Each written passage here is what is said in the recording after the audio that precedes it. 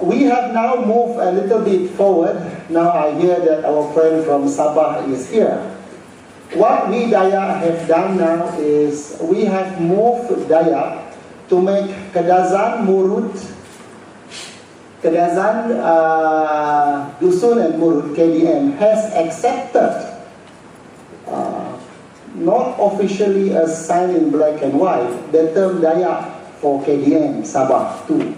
So Dayak, when you talk about Dayak, it will be the whole Sabah and Sarawak together. With the Indonesian Kalimantan, the Maden, the Majlis Adat Dayak National Indonesia, has agreed to us being called Dayak together with them. So now the whole Borneo is named Dayak as its native. So I just want to give you a perspective of where we work. And so we have a slogan, Satu Bangsa Dua Negara. Whatever that means later on, you have to read it. And in Malaysia, I have a lot of young friends who tell me, why should I show my passport or register myself? I have to go through a process in order to go and get into Sarawak. I don't understand this. Where we are not the Malay states. Sabah and Sarawak was a country by its own. They never joined Malaysia. They formed Malaysia as equal partners. So they have autonomy rights. And one of their privileges was that they are autonomy over the immigration. Who they allow to come in and who they don't allow to come in. So Saudara Lim Kit Siang is one person that declared persona non grata at one point. And Stephen, where is Stephen now? Stephen is a persona non grata in Sarawak today. So it is not about we are Malaysian and we are the same state. We are not the federated Malay state. Nor are we the straight settlements. We are independent countries and we form Malaysia. So there were 4 countries that formed Malaysia. Malaya, Singapore, Sabah, which was North Borneo, and Sarawak. When Singapore left or was asked to leave Malaysia, so 3 remains. The contention today, well, I don't mind whatever I say, whatever it is. The contention is that, is the federation, is Malaysia a valid nation or not? 4 was to sign originally. 1 left. There was no more new agreement. I'm not a lawyer, so I don't know. So as far as I'm concerned, if 4 of us are partners, 1 of us leave, should we not talk again? We should, because the seat allocation from Singapore goes back to West Malaysia. Sabah and Sarawak never received any new seat allocation in Parliament. The seat in Parliament was designed to disallow Malaya to have 2/3 majority. But today, they could hold a 2/3 majority without Sabah and Sarawak. So who are we in the first place? So these are serious contention. But I don't want to go over there because tonight we are going to talk about Dayaks. Now, Dayak is a very interesting tribe. Of course, they are known to be head takers, and as the latest in 2006, starting from 2002, 2004, the Dayak of Kalimantan fought the Maduras in Kalimantan using head-hunting tactics, meaning to say that they literally chop the head of their enemies and they bring it home as trophies, and it is happening now. So it is still happening. So I don't know whether this type of practices still exist in Sarawak. But I can only tell you that oral history is very strong in Sarawak. Okay. Oral history. So you will never find it recorded. And I don't think Dayak will share any secret with anthropologists who wants to study all this. We will always lie to them. Somewhere along the line, there's a certain part we will never tell. Nevertheless, they will still get the doctorate. It's all right. It doesn't hinder their work. So now, the issues of the Dayaks find themselves today. Before there was land law, before there was Malaysia, the land belongs to Dayak. Now with a new law created by our own self, the Dayak have no land. So the Dayak rights over their land precedes the law. The law has never existed, and the Dayak was still there. It is the same like the Red Indian, the Maoris, the Aborigines of Australia. Who is the government? We were all wondering who is the government, declaring themselves the government with their own system, with their own rules. And we are not within that rules and not within that type of system that they set.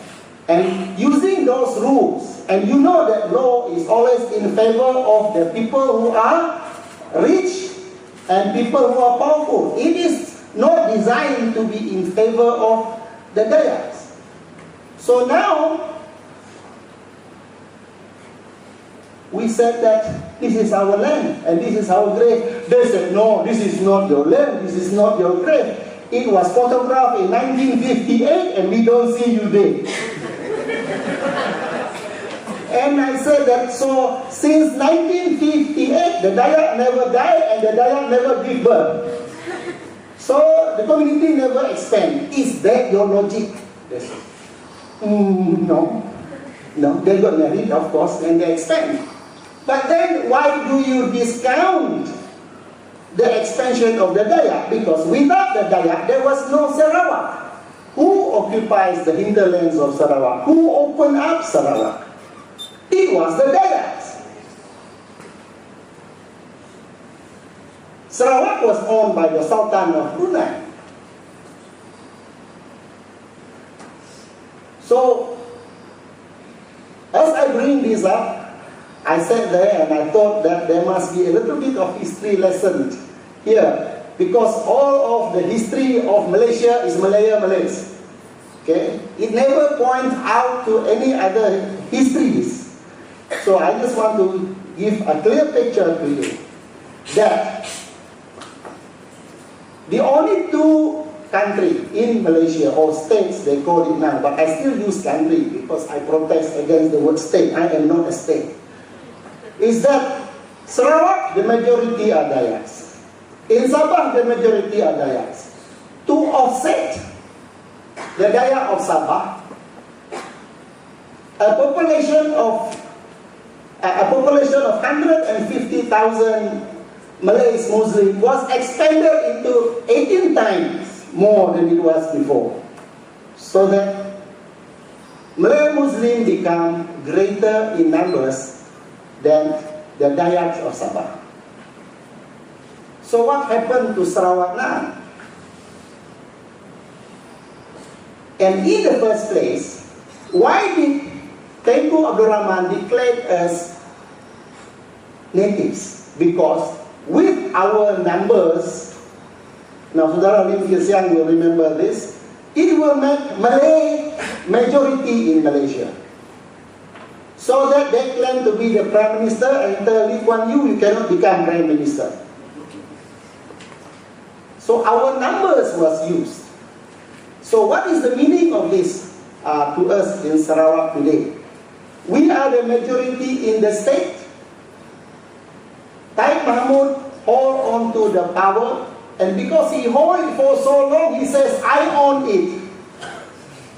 And so thus, if you talk about the Chief Minister of Sarawak, it either must be MLA, MLA, and MLA. It never belongs to anyone. They start to own it. The race becomes the owner of it. Now, this is a big threat to us, because this is where injustice is done at the highest level and people do not see. Nothing obscure it, but people become dumb. I don't know how it can happen. Maybe Tai Bomo did it. I don't know. Now, the issues of Sarawak is not only about land. The issues of Sarawak, they are about 100,000 Dayaks in West Malaysia. In this Klang Valley alone, there are close to 40,000 Dayaks. And in Johor, they already have longhouses. Okay. They have longhouses. So, the Dayak coming into West Malaysia is not a choice. Because the state government of Sarawak produced the best poverty eradication program, creating plantation and paid the Dayak salary of 8 ringgit to 12 ringgit per day to eradicate poverty. Now, how do you live with 8 ringgit and 12 ringgit per day? And you don't work 30 days in a month, probably only 15 to 20 days in a month. Okay, $12 multiplied by 20, 240 ringgit. That is simple maths, right? And how can you be out of poverty line at that amount? Well, I'm not saying anything bad here, but people who are involved in plantation in West Malaysia wanted to get out of plantation, becoming plantation laborer, because they are of the poorest sector of the society. Yet the Sarawak government declared that by having plantation, it will eradicate poverty among the Dayak, the interior people. That is the biggest BS I have ever heard. Yeah. Now, the other part was, there was so much fighting over here about national economic policy, Section 53, Bumi Putra and non-Bumi Putra. Well, I am a Bumi Putra, they define me. Now, what have I benefited from the NEP, National Economic Policies? If I ask any one of those people from Sarawak, I don't think none of them ever benefited from NEP. It is only the UMNO people who benefited from that. It was never Dayaks. So now we talk about EEP, oh my God, that is talking about the stars as far as Dayak are concerned. We never see anything like that. See, these are all scams, these are all cheats, this is not only propaganda. Propaganda you can accept. This is a very systematic way and a very plain way, whereby they have to make Dayak poor in order to keep them tight and his descendants or his race in power, because Dayak is the majority. This is planned. This is not incidental. These are objective set. That is my strongest belief. They can say anything they want, but I will tell you that they said that Sarawak is so big, that's how to build roads. Sarawak has very little population, how can we reach them? I've never heard any such helpless and hopeless excuse in my life. The country is big, then why are the people poor? They negotiated our petroleum, oil and gas. Sabah and Sarawak are very rich in oil and gas and the poorest in Malaysia. All your good roads come, a lot of this money come from Sabah and Sarawak. All the good buildings and all your investment comes from Sabah and Sarawak. And they produce a fantastic government scheme, Tekun, whatever, SME, SMI, MIDF, nothing reaches Sarawak. So that is why YB Tony Phua was here and he talks about having two economic policy system in one country, one for West Malaysia, one for Sabah and Sarawak, and I am for it. It must be two systems. It cannot be. We have different challenges, not because we are egocentric, but the truth is we are different. Let us address the truth and make it our strength. Now, the Dayak Consultative Council is a very far-reaching, very timely, and I think it is a very intelligent way of doing things. Barisan Nasional have been ruling us for the last 45 years, and they never ever talk about a Dayak council. Never. If they could,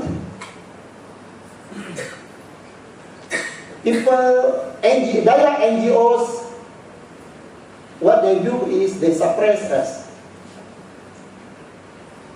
We are not given funds, we are not backed up, nothing. They literally suppress us more than they help us. So with this type of DCC, as I call it, this will certainly fit into a very new playing field. These are the reasons why. The first reason that I can see is that if we are to be in Pakatan, and if Pakatan win in Malaysia and the whole Putrajaya, most likely they will be there. Most likely they can win there. And the Dayak are not prepared for such an eventuality. Pakatan win and Sarawak, Dayak and Sabah still remains the same. What is it in for us? Nothing. Who is to blame? Nobody. Dayak themselves. They do not take responsibility over their own destiny. That is wrong. Now the opportunity is given by the AP. But then, I also have a lot of feedback from Dayak. Don't trust the AP. The AP is Chinese-centric. If Dayak voted for the AP, why do you think? Do you think that the AP will look after Dayak? So these are processes. So they says that, can you show us evidence that DAP is really serious about Dayak support in DAP?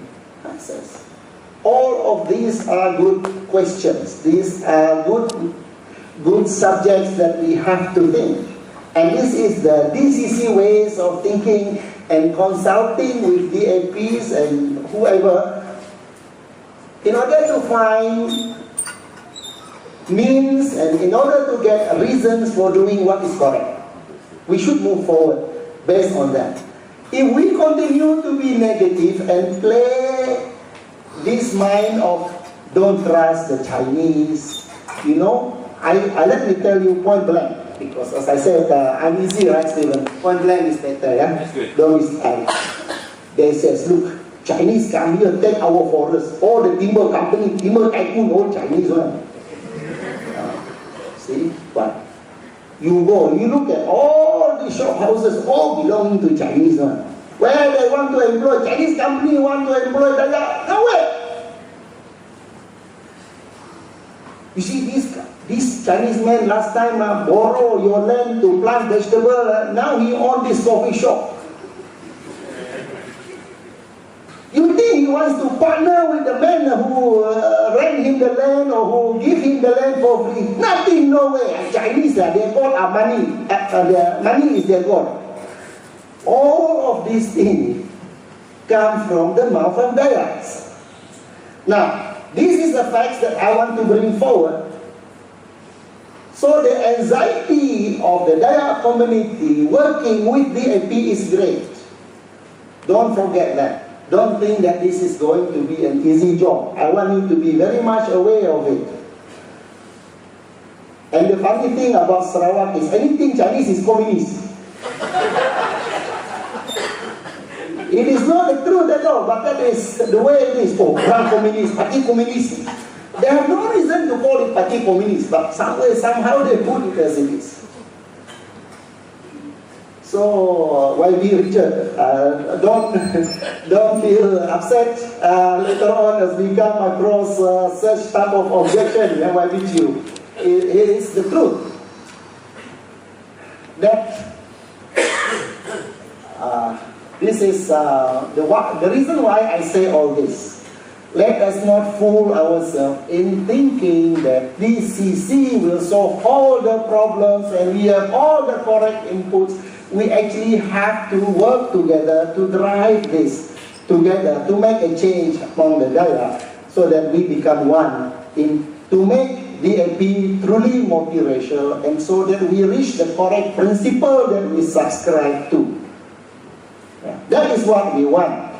So don't make us like the dog at the window, you know, showcase, like soup. Soup is a showcase. In the end, only 2 Chinese win and then 4 Dayak win. So the soup got no masuk soup lah. So, you see that, despite all that,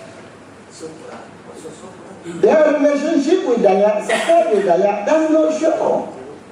There is nothing that shows from soup. And this is the image that the Dayak is looking at working with DAP. Could DAP be another soup for us, man? We don't want that soup, you know. We don't want a DAP soup also. We want a DAP, not soup. Man. So, these are our challenges. I think that I've spoken quite long. I just want to mention this, that the Dayak have to learn to adapt to the changing political climate. If we are able to look at opportunities, and opportunities knocks at your doorstep, if you are still sleeping, Dayak are still sleeping, not opening the door so that opportunity will never enter into our life. So Dayak must also not allow people to do work for them and hoping to get the harvest. Or you do the hard work, he says, when you succeed then you come and bring me. I don't think that is the idea that we want. We should work together from ground zero. We work, whatever it is, we sacrifice. Okay? And with that, all of those issues and all of those nuances and nonsense, we hope to move forward, be constructive, be strong, and let us know that the challenge is not only on the issue, the challenge is on the relationship. We have to help build the trust, you know, young and old alike. We have to have our perspective. There's a lot of biasness in us, special biasness in us, must not show. Okay? We only have to correct it, try to correct it. When we correct it, we make it not very loud. Huh? When we harbor it, keep it quiet first until you are able to accept. No such thing as lakia. Yeah. These lakia things. And a lot of people still think that, you know, one of the biggest group of people that goes to Chinese schools are Dayak. They start to speak and write Mandarin, and a lot of people forgot it. So when they want to talk to each other, they spoke in Mandarin, and then the daughter and the son says, "Hey, apa?" He says, "That's father. Why the Chinese call us?" And they say, "How do you know?" They say that this is what they say. They forgot that their children are going to Chinese schools. Who reads and writes Chinese? So we have a big problem there. So I think that we all have to have a learning from now on. Thank you very much.